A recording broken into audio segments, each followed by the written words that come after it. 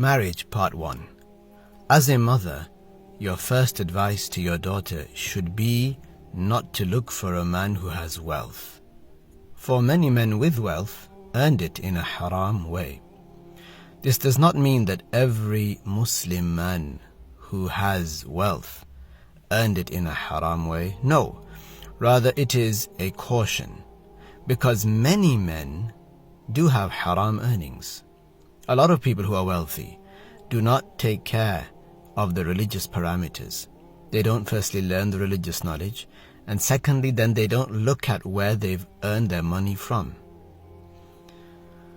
So it's important for a person to look into this issue thoroughly, because luxury in this life, be it from haram money, let's say, how is it going to benefit somebody in the hereafter?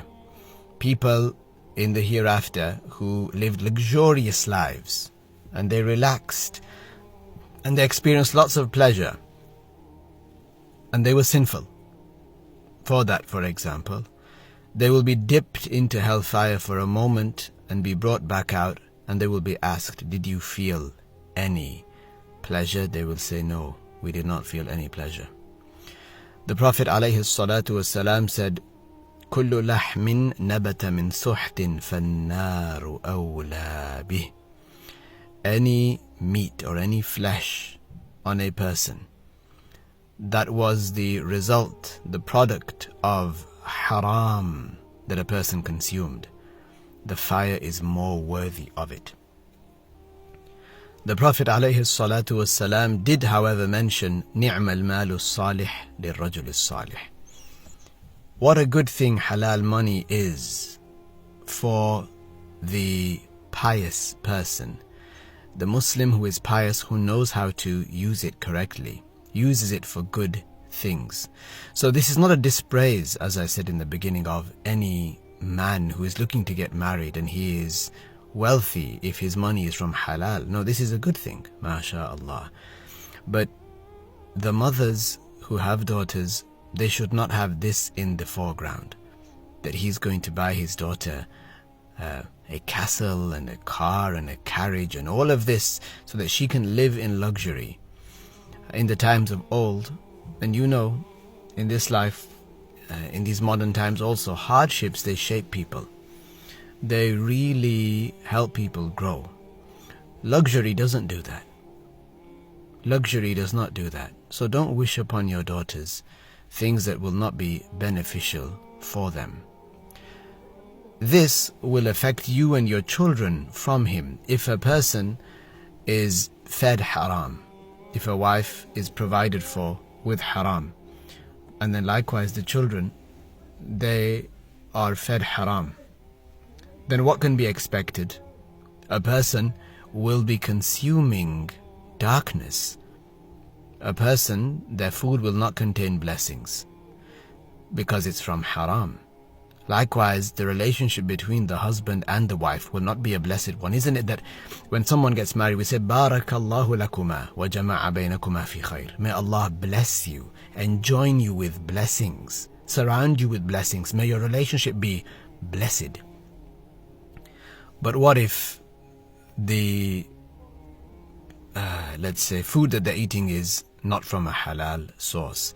The furniture that they are purchasing is with money that is from haram, and because he, for example, had money, but he hadn't learned the religious knowledge. The place where he acquired it from, the avenues and the channels from which he acquired this money were haram, and he didn't even know about it. So the first advice to your daughter should not be, make sure he has money. Some people are like this, subhanallah. It sounds a little reductionist, isn't it? To say, well, tell her not to look for somebody with money. Like, who does that? Yeah, well, you'd be surprised. Or you might not. Subhanallah. You grow older and you see many things. Subhanallah. So imagine that, a house without blessings. It is in him that you will find strength. Instead, look to the one who is firm in his religiosity, strong in his iman. It is in him that you will find strength. He is the one who will remind you of the Islamic law, the way of the Prophet sallallahu alaihi wasallam. So don't betray your daughter by telling her to marry someone with a lot of money. Some mothers mention it frankly, and some insinuate it. A husband can better care for your daughter with knowledge, not with money. Someone who fails to understand that really is deficient in understanding. A poor couple who live poor and die poor, but were God-fearing, and they are much better off than a couple who had the riches of the world but lived in sin and evil. Some mothers may say, I want safety for my child, or he needs to have money, and Islamically perhaps he will learn, but my daughter, she is happy and she is in love. How many mothers, rather how many wives have you heard of whose husbands drink alcohol? These Muslims, they drink alcohol, and they commit sins, and they spend time with other women. And she, this wife, poor thing, she tells herself, he'll change, or I still love him, or I forgive him, I pardon him. She's in a tough situation. A lot of money for a lot of people can spoil them. Al-mal imtihanur rijal. Money is a test for men. A test for men and women, but here, a test for men. And al-malu yujannin.